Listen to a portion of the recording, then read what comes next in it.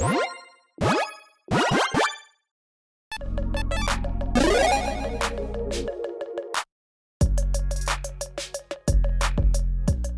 everyone, Mitch coming with the Commander's Corps Studio. Welcome to the show, and Eric's here. I'm here. Yet again. Eric is back. You tired of me yet? Oh, Not are yet. you sick of me yet? Oh yeah. Okay. I'm trying to get you out right now. Fair enough. Leave. All right. Leave. No. Good thing I can't take a hint. It's unfortunate because like the table's blocking it. Eric just can't leave as I'm saying. I'm in the corner, and this is where I live. It's impossible. You live in the Eric now lives in this Put small me in the corner. I'll be recording my other episodes from now on, just ignoring Eric. I'm just gonna be back here eating a sandwich or reading a paper. Exactly. So today's episode is not about Eric being trapped in my house and never leaving. No. It is about budget cards, which is not at all like that. No. Good response. Okay, so on today's episode, we're talking about our favorite budget cards and budget cards that kind of like grown on us over time. Yeah. Just budget cards that we love. Yeah, things that that we've kind of come around on that. You know, yeah. Over the Then over time. others might not see the value in potentially, or that just like maybe they're just more important to us than other people too. So yeah, maybe they're cards that you might reconsider. Sure. Yeah. For your own decks. Absolutely. Especially when you're looking at budget options and stuff. They're budget cards that would like your love as well. Yeah. So yeah. So why don't you start off with yours? Let's do Yeah, it. I think on my list overall, I tried to look at like the cards that fill the kind of key categories Sure. that you're looking for: card draw, removal, that sort of thing, and less around this card's really good with this specific commander. Sure. You know, because Sure. it's just like Yeah. So like for instance, my first card that I've got on my list is Argyle's Bloodfast, and the card almost never flips to the backside unless you're in dire unless you're straits. probably losing the game. You're not like, yay, I can flip it now. yeah. But as you know, budget card draw in black. Yep. You know, when you get below $1, it gets a little tough. Sure. Yeah, and mean- it's a low to the ground enchantment that you get down pretty early too. Yeah, it's a 2-mana enchantment. It pays 2. You don't have to tap it either, so Yep. you can do this a few times. Yep. Pay 2 life, which you know that's a very small fee in the grand scheme of Commander, and you draw a card. Yeah, it's kind of like agreed with like again the upside if you do get low enough where you can flip into a lane that can help Right. you in a different way to actually get Gives you life up. gain. Yeah, so if I mean I know I was talking about not really working with specific commanders, but if you do have a deck that does play any sort of life gain, this is a slam dunk because then you constantly are turning it into card draw. Absolutely. So yeah, life gain, and then also I mean if you do have that backside flip, then you also have sacrifice out that is free. That does give you a benefit. So it's kind of like a high market in that way, but even better. And yeah, it's an interesting card. It's a nice card. Absolutely, yeah, it can definitely help out. It's definitely one that I've, especially being a player that plays in black a lot, I go to it right away, and if I end up tuning it out, I tune it out. But there's like these are cards that are kind of like right off the cuff. If I'm building a new deck, I'm just like, okay, I'll throw that in there until I find something better. If I find something better. Absolutely. All right, next one. The next one, I've really come around on this one. I used to have it in decks, and then I optimized it out of a lot of my decks, and I've really come back to really loving it. Lifecrafter's Bestiary. Magic's Pokédex. Yes. Pokédex. It said Pokédex.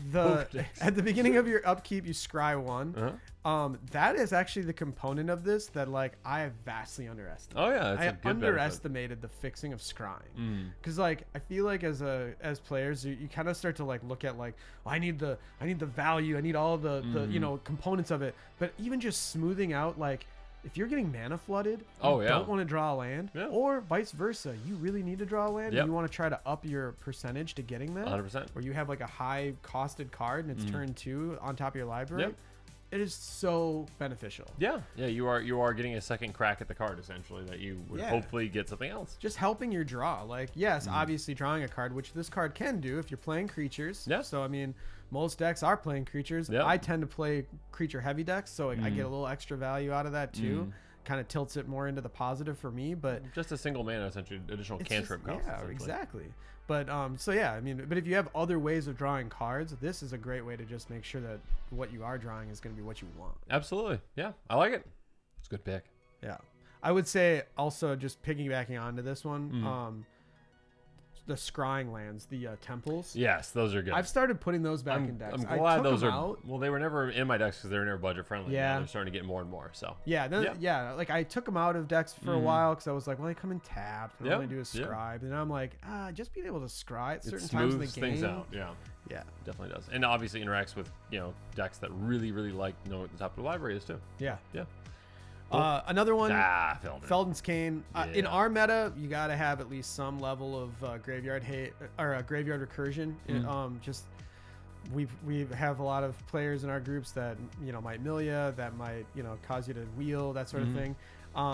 Not always when you want to, or if you are playing a deck that's going to be aristocrats as well, like having any sort of ability to bring stuff back out of your graveyard, I feel like is more and more I'm bringing at least a card or two in every deck just as like reassurance. Yeah, or a deck that might have the potential to accidentally mill itself, like a Sithis deck. Those decks can draw an absurd amount of cards. At a certain point, if you have too many enchantresses in play, you're like, I'm doing too well at this. Yeah. And you can end up just drawing too many cards at a certain point.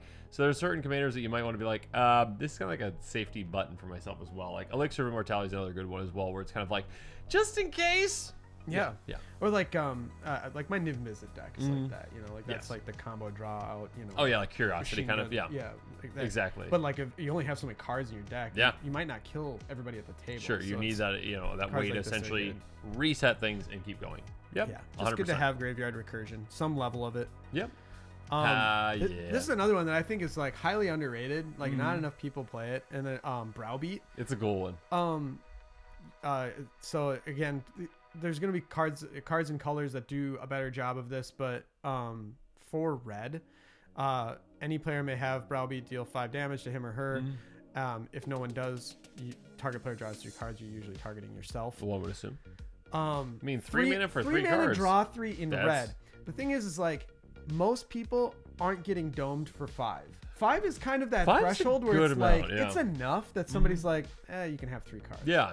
And also like if you're against 3 opponents, that's where you can pit people against. Nobody's stepping up. We're like, okay, why is it got to be me? Like, like it's not like they're splitting the damage. It's just one player takes 5 to the face, and the other players are like, you took 5 to the face for us, thanks. And on the other side of it, like you can play this card knowing that like the person with high life total is likely gonna take the damage. And you can kind of curry favor with the other 2 people of like, hey, I'm using this almost as like a burn spell for 5 at that player. I am doing this. I can politic your way around. Helping everyone out. Yes, this is me. It's like, well, at least I dealt a little damage to them. They won't see the fact that you just tried to draw 3 for 3 mana. 100%. Yeah, I remember this card from Judgment. Yeah, a long time ago. It's definitely a really spicy card. I like that card a lot. And okay, I put Gift of Paradise in here, sure. But really, it's the enchant land stuff. Nobody attacks them. Yeah. Like nobody and these fly under the radar and can do a lot for ramping. I mean, people will blow up a Soul Ring, but you could have it's not Gift of Paradise. What's the other one where it adds like Fertile Ground? Yeah, something like the ones that add to it on top of the land. I mean, like those they're not necessarily as good as a Soul Ring in the certain instances, but they fly under the radar. I mean, they're really good in my Garth deck. Yeah, people don't see them. Oh, that one doesn't fly under the radar. They forget they're back there, I'd say if you only have them if you have them spread out on your lands, they definitely don't attract any attention. Yeah. But like if you've got multiple in the same land, then a beast might come your way. And but they again, that's why you have an indestructible land, and then it doesn't matter. So diversify your ramp. Yes, Fertile Ground's a very good one. Wild Growth also a very good one too. Yeah, I mean, obviously Overgrowth very effective too. Land-based ramp is the best kind of ramp, obviously, but like enchantment on lands ramp, it flies under the radar more than you realize. I'm hoping we see kind of more of these as well coming out. I would really like to see more and more. And a lot of them do fixing as well. Yeah. Like this one has 2 mana of any one color. Yep. So you put it on a basic forest, but what you really need is more red for whatever reason. Sure. Yeah. You can tap for 2. You can fix it. So exactly. And you get initial benefit of just gaining 3 life by this coming into play. Yep. Yeah. And if you have any sort of enchantment synergy, all the better. But those are the enchantments, even within enchantment synergy, that people aren't looking at. They're not seeing it. It's not causing recurring stuff other than just like the land taps for something else now. Yep. It's like I don't know. It just doesn't get seen. So those are really good. Removal spell, cast down. Oh yeah. 2 mana in black, instant, destroy non-legendary creature. Now, most of the time we like to be destroying people's commanders, which are legendary. Correct. But there's a lot of creatures in the game that are not The legendary. vast majority are not going to be. Yeah. So for 2 mana to instant speed destroy something, and it isn't even double pips of black. Yep. It's 1 in a black. So, I mean, it's a good card to run if you're in black. It's a good, like Doomblade-esque card, essentially, that, gets rid of most things, the vast majority of things, just not commanders, and typically that's going to be better than the opposite. If you just had one that said destroy target legendary creature, that probably wouldn't work very well. Yeah, But yeah. I mean, there is that. I think there is like. It's just specifically just legendary, and it's 2 mana? No, it's not. No, I'm misremembering. Oh, I mean, maybe there is, but yeah. With this, you just definitely don't want to play this against the new Joda or Eddie's Eska deck. So. Yeah, I mean there are like there are certain commanders where this is like, oh, all your creatures are legendary. But yeah, a lot of decks, the vast majority of decks are not like that, and the vast majority of their creatures are not going to be legendary. Yeah, I mean there's a reason why it's a 16-cent card. Yeah, right? yeah. But that being said, it has applications. It can feel like a lot better than a 16-cent card. Absolutely. This one, Eddie special. Is Eddie turned me on to Humble Defector. This is a good one. I've started to put him into a lot more decks too, politicking as well. But yeah, just having that card drawing 2, and then you kind of work the deal. Yeah, you say, hey, if I give this to you, will you give it back? And you should probably specify a time frame as well. Yeah, exactly. It's like, but you kind of can. The thing about a lot of games of Commander is that a lot of times you turn into, or at least at multiple stages during a game, you're kind of doing arch enemy against one person for like a turn or 2. Yeah. Where you kind of trying to like find answers, so you can use this in a way to be like, I'll draw 2, you draw 2. We got to deal with. I'll dig, you dig, we dig together. Yeah, exactly. When I dig, you dig, we dig. You dig, we dig.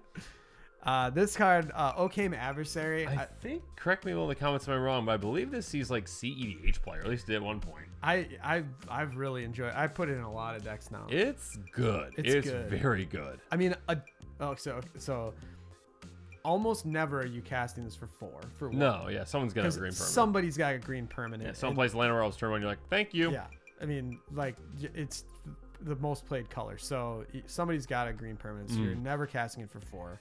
Comes out, it's Death Touch, great blocker. It's like people underestimate Death Touch. Oh my gosh, a 1/1 Death Toucher just on the other side of the field is the most menacing thing of all time. And you're like, I want to attack into that, but I've only got good creatures, and I got this one little scorpion dude that's just gonna take mine out. Yeah, and it's funny because like people will they'll see like a propaganda on your board and get really annoyed by that and want to attack you because you have a propaganda or deal with the propaganda.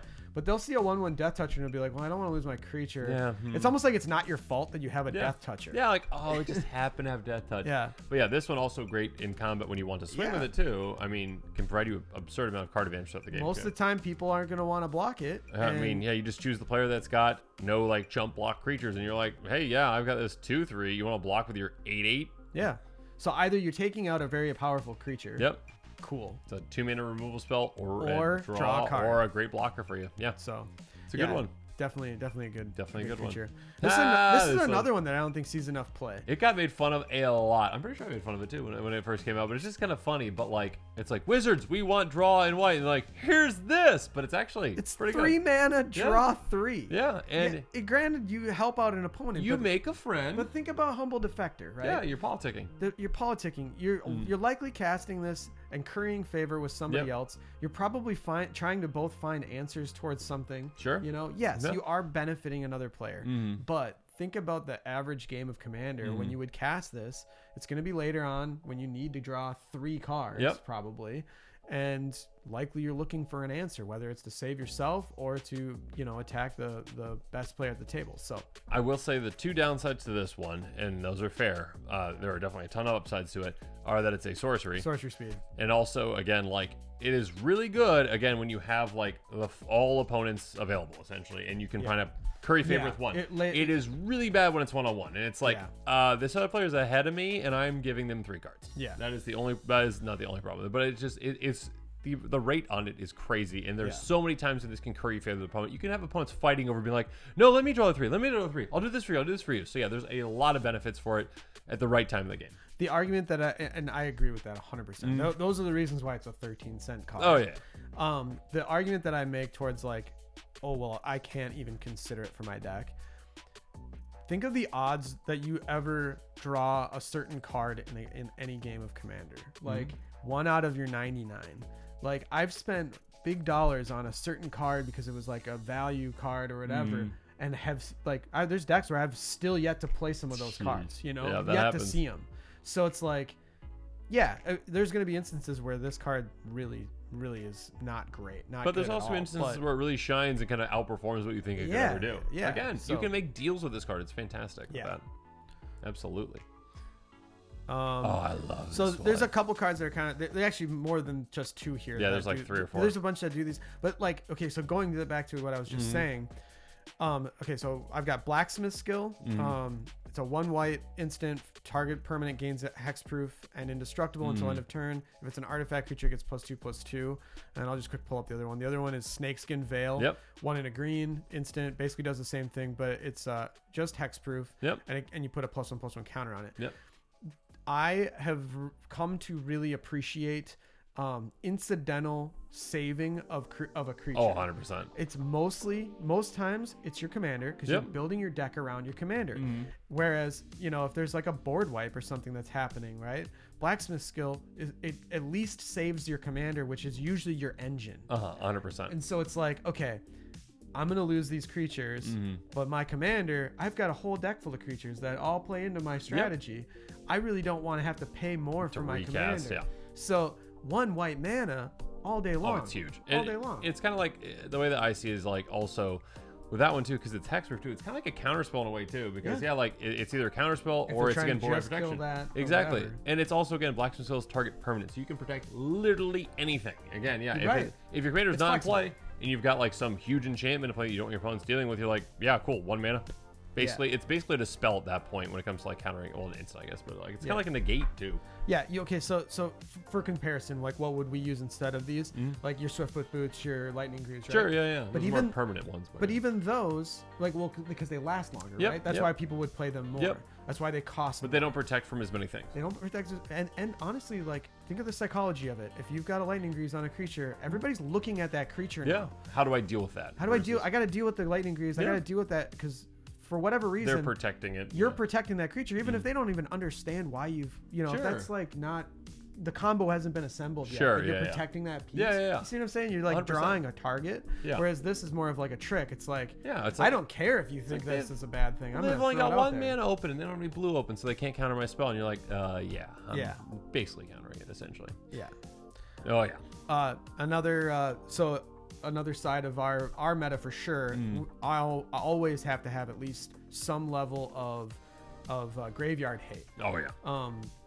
The opposite of Felden King. There's usually a graveyard player at the table, or at least somebody who's playing any level of graveyard benefiting recursion. from their graveyard. Yeah, even if it's not like an entirely graveyard deck. No, but graveyard recursion, reanimation. Now, Bajuka Bog, it finally has been reprinted. It is now death, underneath so $1, I believe. Barely. It might have just creeped up again, but it's like kind I of even funny. checked it for this episode. And I think it was at like 99 cents or 98 cents. Right there. But Tormod's Crypt is a great, if you're not in black, it's a 0 cost artifact. Costs you nothing. So you can literally play it and then tap it, sack it. Obviously it's sorcery speed, but so is Bajuka Bog, right? Yeah. So it comes down. It does. I mean, I guess getting it down and play. You can still you can do this. You can utilize that. You can leave this around. Yeah. So you can actually pop this later. You can use it as a threat. And once one player essentially has enough of a graveyard presence that you're like, okay, I'm not going to use it right away, but I know it. Having it there is a threatening thing to that player. They're like, they have to figure out what to do because they're like, if again it's a graveyard centric deck, they're like, okay, I can't reanimate my creature because if I try to do that, I'm going to get popped with the crypt, and then I'm just going to waste my spell for the reanimation. Or if I fill my graveyard further, I'm just leaving more and more things to get exiled. Like, I've had to deal with that crypt, but also if I do, again, like, it's a weird conundrum you leave them in. Again, when you leave it on the field sometimes, it depends, again, on the meta. It depends on, like, again, what position you're in. But, it's an interesting card. Opportunity for politics. Right? Yeah, there you go. That's another thing about it. It's like, okay, but just leave it out there. Yeah. And just be like, okay, well, I won't pop it yet if you leave me alone for that creature you're gonna reanimate doesn't swing at me for 4 turns or whatever. Yeah, exactly. Exactly. Or it's gone. Play around. Okay. Oh, this is I had to throw the this Eric one special. I had to throw this on. Everybody knows I love River's Rebuke. Yeah. It is the baby rift. It's the fairer, the funner psych rift. Yep. it's likely not winning you the game unless you are the player out in front and you just need to get through. But how many times when you are, you know, needing an answer for a player that's like really running away with the game, but at the same time, it's like if you blow it, when you psych ripped everybody, like, yes, you set yourself up. I'm not discounting the power level of psych rift. But the other, maybe again, that you've got like partnerships with the other players, essentially trying to take this player down. You're setting them back. Or you're all at the kind of the same exactly. pace. With this one, you're like, hey, that player's way ahead of us. 5 Rivers rebuke them and bounce their entire thing back, bounce everything back to them. Us 3 can now just take that player down. Yeah. Especially if they're the player to your right, and you're like, hey, bounce all your stuff. All right, you two. Just get at it, right? Yeah. You guys have 2 full turns. I'll pave the way for you. Exactly. You've got 2 full turns to just go swing, go ham, take that player out. I mean, it costs 6. It's not a cheap spell. Yeah, and it's sorcery speed compared to Psych Rift too. So, yeah. I mean, yes, it's definitely not as good as Psych Rift, but I think in a casual game of Commander, it is. It's a more welcome version. Yeah, it's a good card. It's the right kind of board. Absolutely. For my taste. Another board wipe. Curse the Swine, and this was one I was kind of like, I didn't dislike it, but I always like kind of I spent a lot of time early days of building decks with like looking for the big splashy value, right? Yeah. And Curse the Swine, I was like, well, you have to have all this mana to put into it, and blah blah blah, and it doesn't take care of everything necessarily, but honestly, like, I've come to realize you don't need to wipe them. No, you just say like, there are 4 problematic things here. You need to take out X, Y, and Z. I can even spread the love, so I don't draw out all the ire from from one player or whatever. Curse of the Swine is really good. And I mean, it does get rid of things permanently. It exiles. I mean, I guess commanders come back, whatever, but it gets rid of them permanently, and it gets around, indestructible and regeneration, that kind of stuff too. So yeah, here's your little tutu instead of whatever you had there. Boars, right? Yeah, lovely. I mean, it's sorcery speed. More pigs at the table. Yeah, more pigs. Intervene. Intervene is another. So one blue mana counter target spell that targets a creature. Yeah, I can't tell you how many times when I need to counter a spell, it's targeting a creature, likely my commander. Yeah, you're protecting your commander. Kind of like the Snakeskin Veil kind of cards, this one being in blue. But yeah, one blue, it's really easy to hold up one pip of mana. Oh yeah, just to kind of have that reassurance. Yeah, and your opponents might not expect. Maybe they expect they have a dispel, right? They can counter an instant spell, and maybe they've got like a sorcery speed removal spell, and then you're like, nope, intervene. Yeah, exactly. They see the 2 blue, they're like, oh, you got a counter spell or a negate or something like that. But absolutely. So. Here we go. I had to bring up my first bobble. You know why it's good. It's great. Basically, land ramp for any color combination. Also, again, and people might say like, oh, but yeah, green, like you don't need it. Like in a 5-color deck, multiple color deck, especially a 5-color deck, like chances are sometimes you might not have a forest, even if you like heavily stack your deck with forest because you have a lot of green ramp spells, which you probably do. Early on, let's say you just have an island and a plains in your hand, you're like, well, at least I can still Wayfarer's Bauble turn 1, turn 2, crack it, go get the other land that I need. Essentially, you're setting yourself up to go no matter what the lands are in your hand. Essentially. Yep, exactly. So, yeah, love Wayfarer's Bauble. That's about all I'm going to say about it. You've heard me say. I think I made an entire episode of why I love it. I wrote a love letter to it. Yep. Anyways, okay. Next up, we got Read the Runes. I love this draw spell. So. This is one that some might discount it because it's like, oh, I don't get to keep the cards. It's like, well, you kind of do. So instant for X and a blue. Draw X cards. For each card drawn this way, you discard a card with sacrifice a permanent. Some decks actually have permanents they want to sacrifice. Some just have a good amount of fodder out there that they're okay with sacrificing. And also, sure, you're just kind of like filtering your hand, essentially. Like, okay, I'm going to keep the best. Keep the best cards that you have, essentially. So even if you're not sacrificing things, again, you can still just say like, yeah, I like these 5. And sometimes you're like, oh, you know what? This 6 one I really want to keep, and I guess I can get rid of this little Thopter I have or whatever to just replace it. Or maybe you've hit like the top of your curve, right? Yeah. And it's like late game. Like I use land tax in some of my decks this way. And granted, we're talking about budget cards, so this is kind of a similar way, similar idea. Sure. But I churn out. I always take 3 lands out of my deck. Yeah. If I'm doing land tax, and just bin them, throw them right in the bin because. Once you hit that, there's a certain point of your deck that's if you've optimized it properly, you can function on a certain amount of lands. Like a lot of people think I need to hit, obviously you want to hit a land drop every turn. Yeah. And that ensures that you do. But there's a certain point where you're like, okay, I don't need 3 lands in hand. Sure, yeah. You can start discarding some lands. Yeah, so like this card's great for that. Yeah, it's great at filtering. And again, like it's very efficient. Again, X and a blue. There's not many that are like X and a blue, essentially. I mean, Pull from Tomorrow is great too, but yeah, that one's 2X. Anyways, Yeah. not on this episode. I love that card too, but all right, Aether Gale. This one I think is starting to see more and more play. It's fantastic. 5 mana, bounce 6 things, very flexible. Again, you can bounce some of your own things if you need to. Maybe if something like, you know, has an ETB that you want to use and abuse, great. But also, yeah, this again is one of those cards. It's like, again, kind of like you mentioned, these are the problematic things on the board. I need to get rid of these specific things. This can help you a lot. Again, it's only temporary. It is a bounce, but still, it can really set players back. But like where River's Rebuke targets that player that's going off, Yep. right? This you could play maybe earlier when everybody's kind of getting set up and a few people are starting to get scary. Yeah, you can slow everyone down, or again, like late game, if that one player is really scary, bounce all 6 Or of you their need to things. get through a blocker to win or something. Yeah. It's a very flexible, great card. Love it. Mob Rule. My goodness, how many games has Mob Rule won? At least for me. Choose one. Gain control of big creatures or gain control of small creatures, essentially. Yeah, it depends on the situation that you're in. Maybe someone's got a token army, gain control of the small ones, or if someone's got some big heavy hitters, gain control of the big ones. This one is a great kind of like mini insurrection, essentially, that can definitely win you games. It's a fantastic card. Yeah. I don't think that, I mean, even if it's just a couple big creatures, but they got trample and you know people's life totals are down enough, or if you're playing against me and I've got Krenko and you want to just steal my entire the Goblin army. Of course, I'll probably sacrifice them all to spite you. But. And that's the other thing too. If you have a sacrifice outlet, your opponents aren't getting those creatures back. It's also removal. Again, if you got a free sacrifice, you got a Viserys in play. Yeah. Cool. Sacrifice all of them. Yeah, let me use these. Or how about like a Brian Stout arm deck? Yeah. Let's take them all. Fuck it. And then let's attack you with them. And then let's throw the biggest one at your face. Exactly. Fling. And gain a bunch of love it. Bunch of life. Yeah. Like it. There are a lot of fantastic applications for this. That's great. Moving on, Chronomantic Escape. This one's really weird, really fun.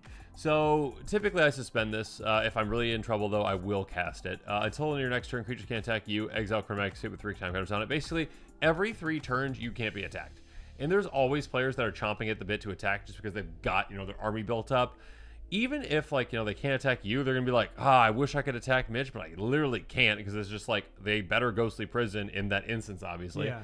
They're like, well, I guess I'll swing at this person over here. And then they'll start using their army against other people, which is just great. So, yeah, you're literally protecting yourself every 3 turns. And you can have other, you know, avenues to protect yourself on the other turns, too. Maybe you can build yourself up on other turns to be protected. Maybe you've got some fog spells. Maybe you've got, you know, like an Aetherize or whatnot, essentially. So you can protect yourself on other turns.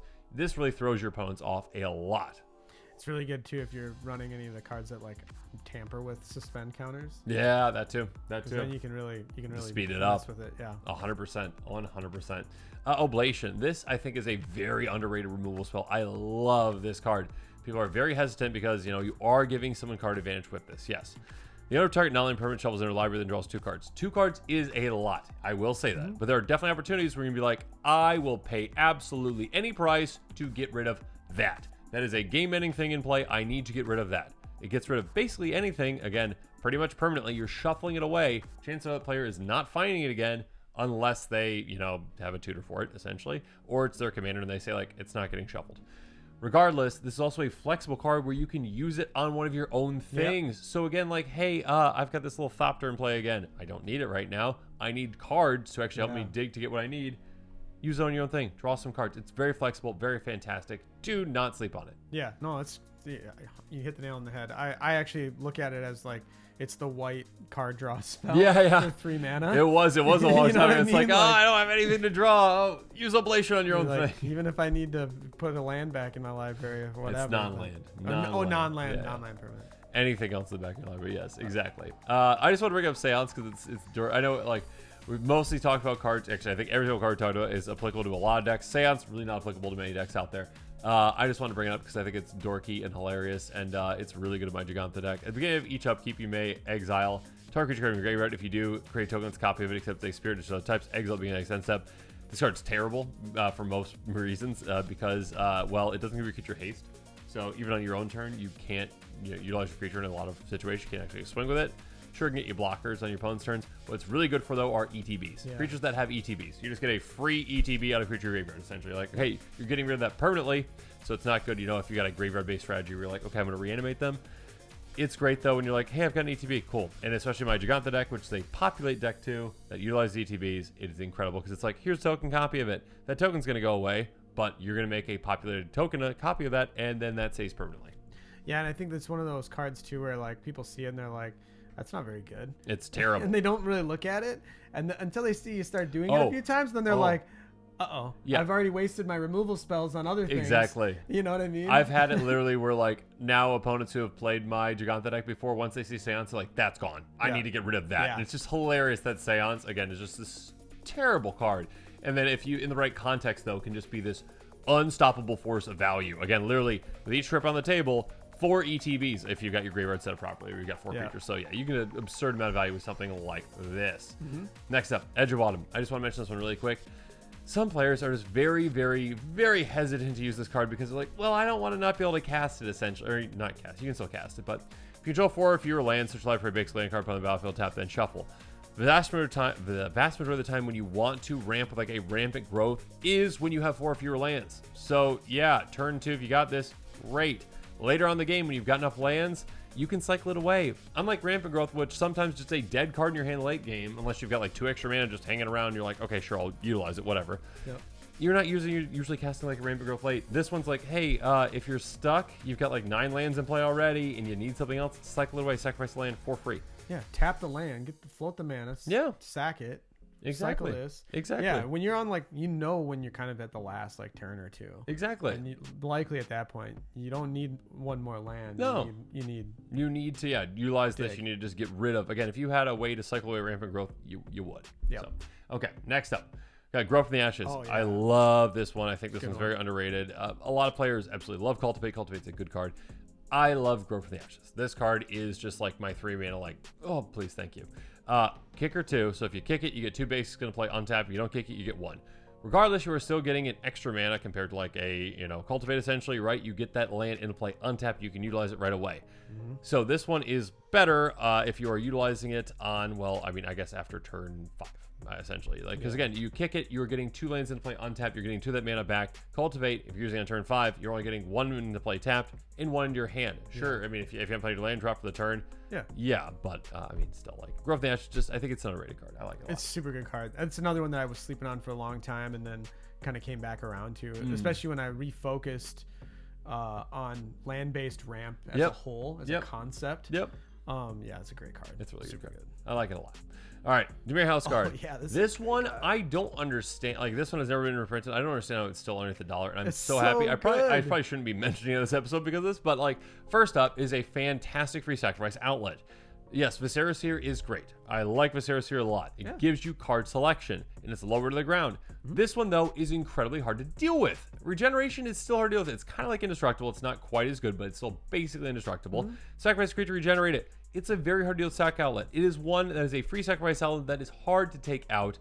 On top of that, this is a tutor. This is an uncounterable tutor. I mean, there are certain ways you can, like, I can't, like, Stifle would probably stop it, but still, like, regardless, most counterspells cannot stop this. Transmute, discard it from your hand for 3 mana, essentially. Go get any card in your library that costs 4.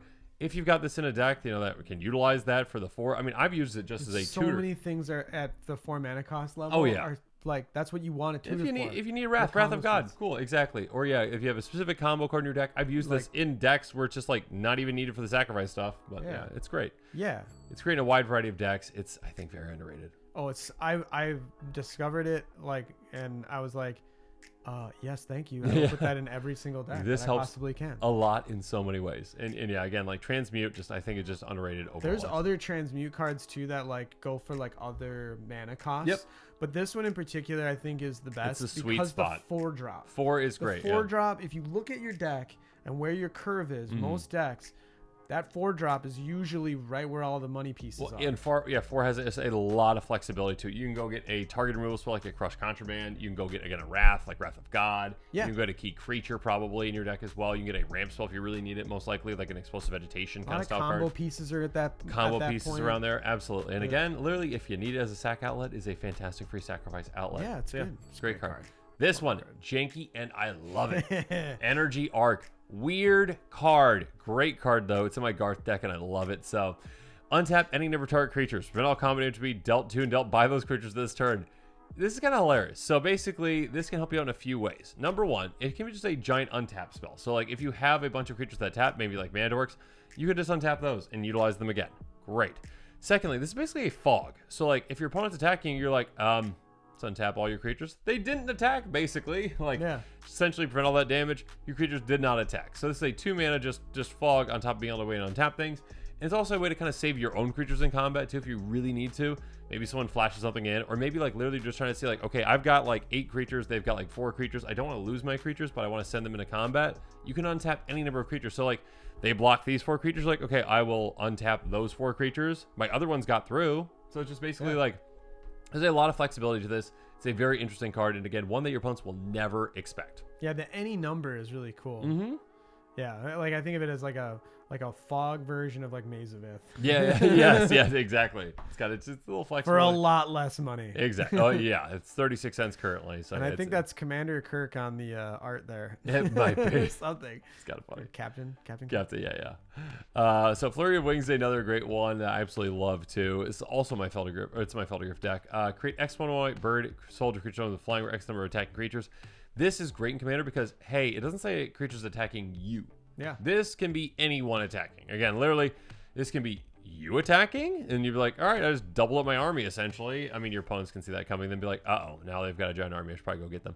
But yeah, basically, if someone's attacking you, again, it can be a fog. It can just be like, hey, I'll block all your creatures with these birds I just made for no reason. Yep. And then also, again, if you're attacking someone else, and I'm just like sitting over here, and I'm like, 10 creatures, huh? You're swinging with 10 creatures? That's quite a bit. Okay. I want 10 birds. I'll get 10 birds out of nowhere. And this can be absolutely great. You know, like right before your own turn, if someone else is attacking out, you're like, oh, okay, cool. Make this giant amount of creatures and have fun. Yeah, they don't have to be attacking you. That's the best part about it. Absolutely. And art by Matt Cavada on the episode that we we did an artist episode. Make sure you check that out at some point. Yeah, Matt Cavada was one of my chosen artists. And Matt Cavada's great. Absolutely fantastic. All right. Here we go. This one is hilarious and terrible. It's terrible. It's an awful card for Commander, except in 5-color decks. So Clarion also, like especially Joda. So okay, maybe mostly just Joda. Regardless, I wanted to bring it up because it is the least used ultimatum for a reason. Choose 5 permanents you control. For each of those permanents, you may search the library for a card with the same name as that permanent. Put those cards in the battlefield, tap, then shuffle. Commander is a singleton format. It is. So we don't have cards with the same name except basic lands. So it's true. In a Joda deck, this is just, hey, ramp 5 for 5 mana, which is just great because Joda again lets you cast it for 5 essentially. Yes, in other 5-color decks, you probably could pull this off as well. Like a Ramos deck could pull this off as well, too, essentially. And you get 3 counters back on Ramos, too. So, definitely some commanders that can consider it. Ones that can generate a good amount of mana. Again, there's a lot of mana fixing to this, obviously, like all the other ultimatums. 3 white pips is challenging. The 3 white pips is challenging, but yes, doable, again, in the right deck. But yes, again, just basically like look at cards in a different way, okay? Again, although we are in a singleton format, keep in mind the things that are not, singleton. So basic lands. So it's just an interesting one. But yeah, I think that's actually the full list. It is the full list. Is the full list? One more? Nope. Wait, no, there we go. Oh yeah, we were talking about lands. Lands. In general. Okay, just lands in general. Ones I want to bring up really quick. The New Capenna lands, I am in love with. The kind of fetch lands New Capenna. Basically the exact same thing, in my opinion, as like an Evolving Wilds. I mean, or like the panoramas. They're kind of like panoramas, but like a free version of the panorama, though, too. Like, I kind of fell off the panoramas and more onto these, actually, because I found myself, like, not quite having it technically is like 2 mana to sacrifice a panorama, right? Because you have to, like, tap the panorama, or pay 1 into the panorama and tap it to sack it, right? Yeah. I think that's how they are, right? But yeah, I kind of fell off them a little more because I found myself being, like torn in certain situations where I was like, gosh, I mean, I really want to be able to, utilize them, but, like, I need to keep mana open for this, or I need to do something for this. Like, whereas these, it's like, okay, kind of like Evolving Wilds, just you sacrifice it right away. This one also gains your life, which is just nice. It's just nice incidental right there. It'll go get you, 1 of 3 lands, essentially. Yeah, the other set that I wanted to talk about is, and you actually turned me on to him, was the Thriving Lands. Those are good too, yes. I don't have a lot of 5-color decks, but when I started to build 5-color, you were telling me about those, and I was like, I kind of overlooked them. Like I knew of them, but I was like, But man, that fixing, just having a land that you can choose, because my 5-color, at least the couple 5-color decks that I have, I have like a tiny sliver that's like red. Yeah. Or, there's one color that like you lean more towards certain colors. You very rarely are an even pie. Yes. And so it's like, okay, well, I have 1 basic mountain for that Evolving Wilds if I need to go get a red source. Yep. Otherwise, the Thriving Lands, I have all the colors other than red, and that way when I put them down, I can choose red if you need to. Yeah, absolutely. And it's just early on, those are great fixing because it's like, okay, I've got a very keepable hand, but like I need a green source and I don't have a green source. Oh wait, I've got a thriving land. Okay, cool, I can pick green. Yeah, fixing's so huge. It's great. So huge. Yeah. Totally. Awesome. Okay, cool. I think that's all the ones we had. That's all the ones we got. Let us know in the comments below what your thoughts are on them. Also, let us know in the comments below what your favorite budget cards are. Which ones do you think are underrated? Which ones do you think need to be used more? Which are your favorite pet budget cards? So yeah. Let us know in the comments below. Thanks again for joining me, Eric. Yeah, thanks for having me. And of course, as always, thanks again and have a good one. This show and episodes like this one are possible thanks to viewers like you. If you're looking for an easy way to help support this show, make sure that you like, share, and subscribe. Also, hit that bell notification icon so you don't miss any new episodes. You can also go check out our playmats and other merchandise at thecommandersquarters.com. We also have a ton of brand new t-shirt designs in stock, so make sure you check out those as well. Another easy way to support this show is with our TCG Player affiliate links. So whether you're buying a deck or individual cards, you can use this general link right here or one in the description. And the final way that you can support this show is by supporting us directly by becoming a patron. There are many benefits to being a patron, and I truly couldn't do this without all of their support.